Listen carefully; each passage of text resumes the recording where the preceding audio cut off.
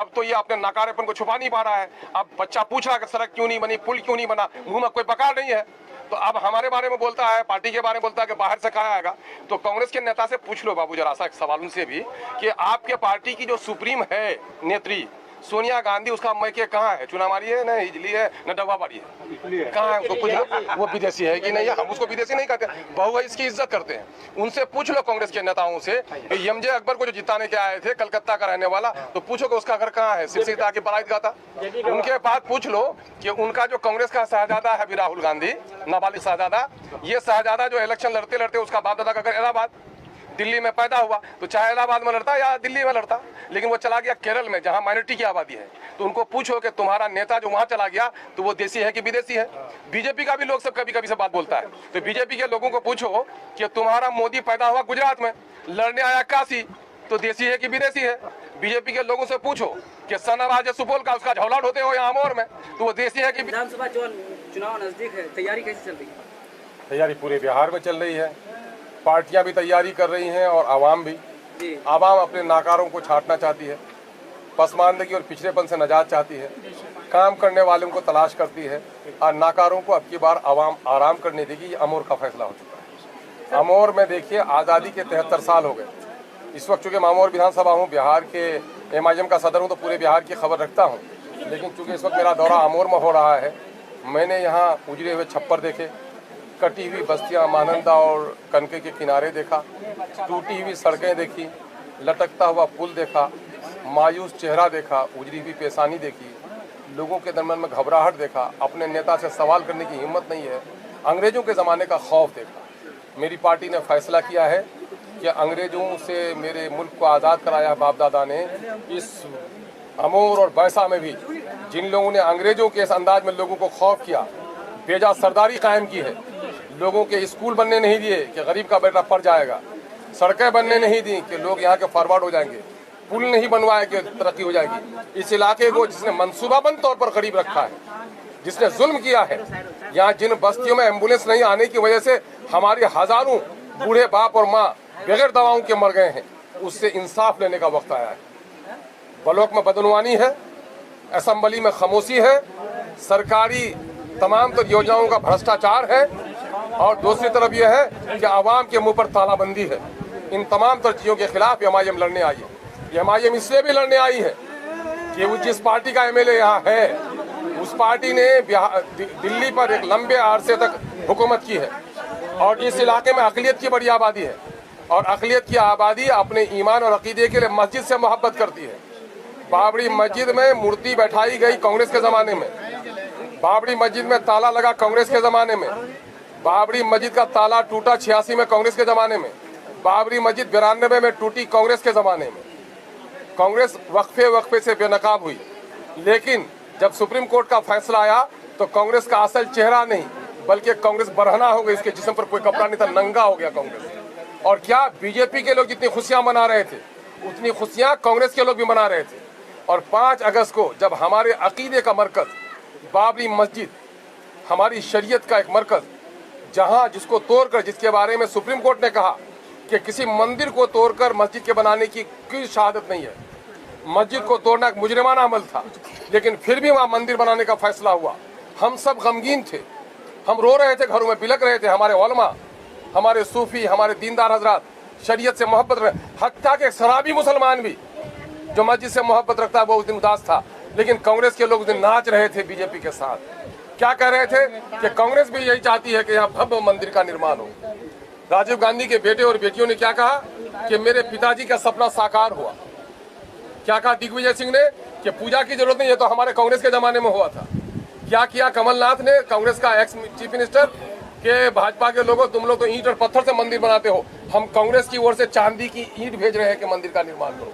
इसका मतलब यह है कि इस मस्जिद को तोड़वाने में और मंदिर को बनाने में बीजेपी का जो रोल है वही रोल कांग्रेस का भी है। इसलिए अब की बार हमारे बुजुर्गों ने फैसला किया है, हिंदू मुस्लिम सारे लोगों ने फैसला किया है कि मजहब की लड़ाई लड़ाकर हुकूमत नहीं होगी।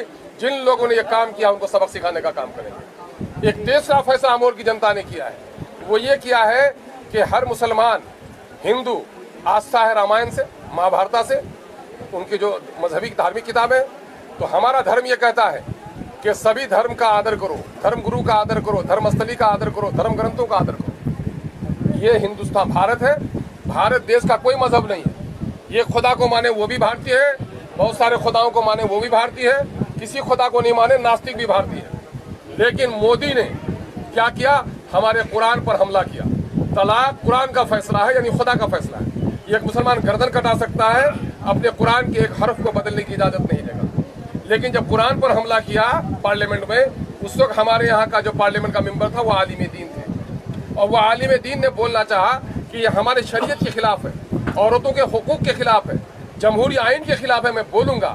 लेकिन कांग्रेस पार्टी ने इस इलाके से मुस्लिम अक़लियत की नुमाइंदगी करने वाले एक आलिम दीन को कुरान के हमले के वक्त बोलने की इजाजत नहीं दी। अब अमोर के लोगों ने फैसला किया है कि जिस पार्टी ने कुरान के हमले के वक्त हमारे आलिम दीन को बोलने नहीं दिया, उसका कोई जायज या नाजायज नेता यहाँ आएगा, किसी को बस्ती में बोलने की इजाजत नहीं होगी। ये फैसला कि गुलामी का गया दौर सरमायादारी गया, दिखाकर तमाशा मदारी गया। अब मदारी का तमाशा नहीं चलेगा।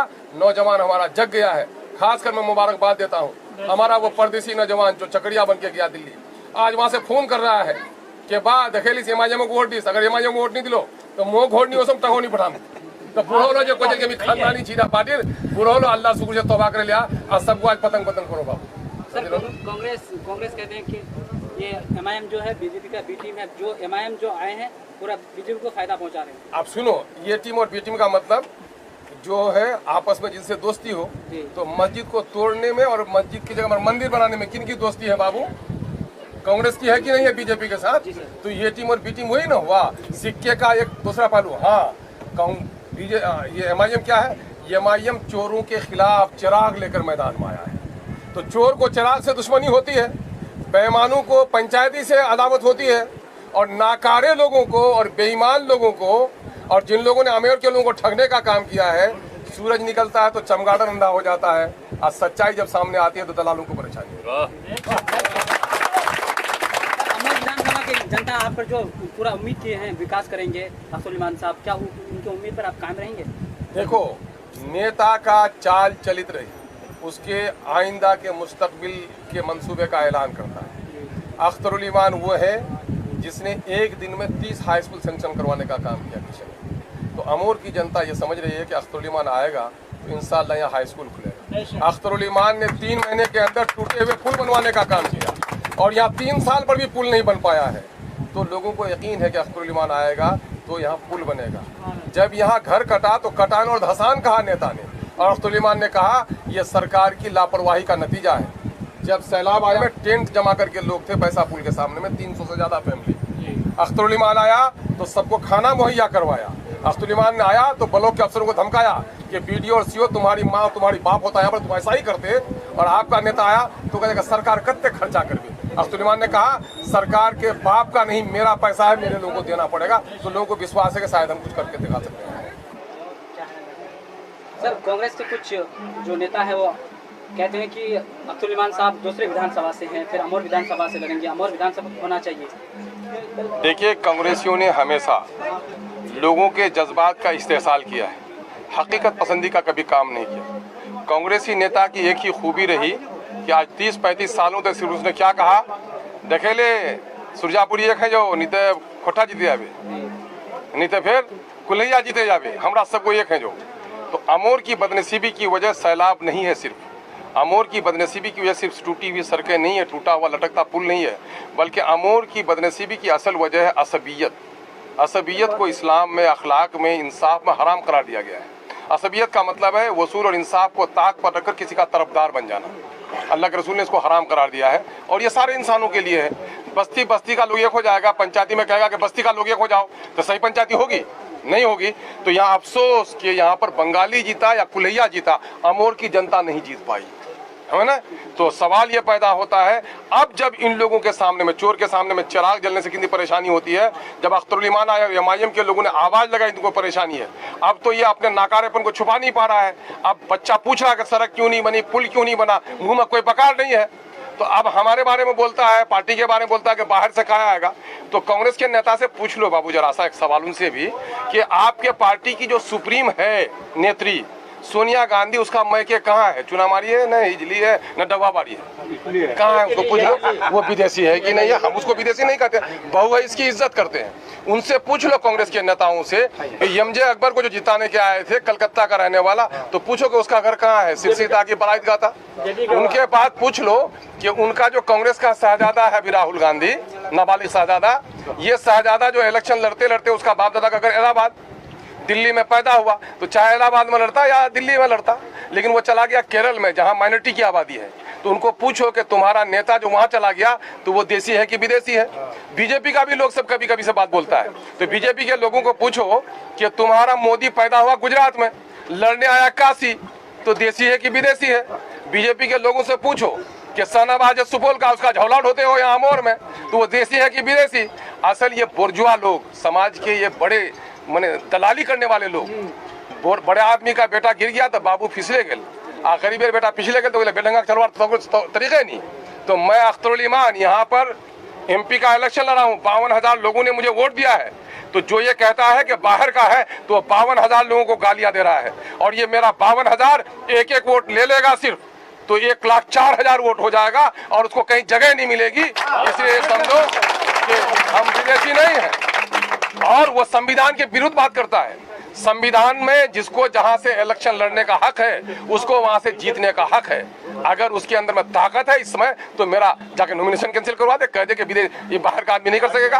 अरे मैं यहाँ एमएलए का कैंडिडेट रहा, एमपी का कैंडिडेट रहा, यहाँ के 52,000 लोगों ने मुझे दावत दी है। उसके बाद यहाँ हर पंचायत से जाकर लोगों ने मुझको कहा कि भाई आप लड़िए। हम तो अपने अमोर बैसा के बुजुर्गों के एहतराम और उनके हुक्म पर यहाँ पर आए हैं, किसी दलाल से हमको इजाजत लेने की जरूरत है। इसलिए उनको जाके कह दो कि तुम्हारे पास वसूली बात करो, सड़क पुल बिजली का हिसाब दो, देसी परदेसी कौन है उसका बात करना, और उससे कह दो कि कसम खा लो तुम आज से कि अपनी बेटी की शादी अपने बस्ती से बाहर नहीं करोगे तो मान लेंगे। बेटी शादी पूर्णिया होगा चाहिए, बैसिया होगा चाहिए, कलकत्ता होगा चाहिए, किशनगंज तो होगा चाहिए, उखना देसी विदेशी की नहीं।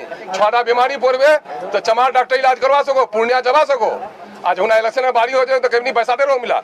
ये सारे मामला गलत हैं, इसको असबियत कहा जाता है, और असबियत से इंसानियत और इंसाफ का कत्ल होता है। हम ऐसा होने नहीं देंगे। हम मुबारकबाद देते हैं अमोर बैसा की जनता को, जिसने बड़ी मोहब्बत से हमें नवाजा है, और मेरे सर पर हमारे बुजुर्गों ने हाथ रखा है, जवानों ने अपना बाजू हमको दे दिया है, माओं की दुआएं हमें हासिल, यहाँ के माँ के आंचलों में मेरा भी। लोकसभा में जैसे कि पतंग का चर्चा खूब था, विपक्षी कहते हैं कि लोकसभा में जैसे पतंग बहुत चर्चा था, अभी विधानसभा में ही हो रहा है, लास्ट में पतंग कट जाएगी। अरे आप सवाल ही पैदा हो जाए कि गिधेर बदवा बैल मोड़ो नहीं मोर भी तुम्हारा वाला गिधो बदवा करवा दे, हमरा से फर्क नहीं पड़ो। आप दिल लागवा ये ना समझे अस्थिर तो दिल लागवे ना अस्थिर हुआ को बोले हाँ ठीक है बोले ऐसा है तुम्हारा, फिर बोले बेचैन चाहते तुम्हारा बोले, अगर वार वही से हंस रहे तो तुम्हारा चैन से बढ़े रहे, बेचैन चाहन है ना। तो उसके बेचैनी की वजह यही है कि सूरज निकल गया है, चमगादड़ के आंख में दिक्कत है। Thank you sir.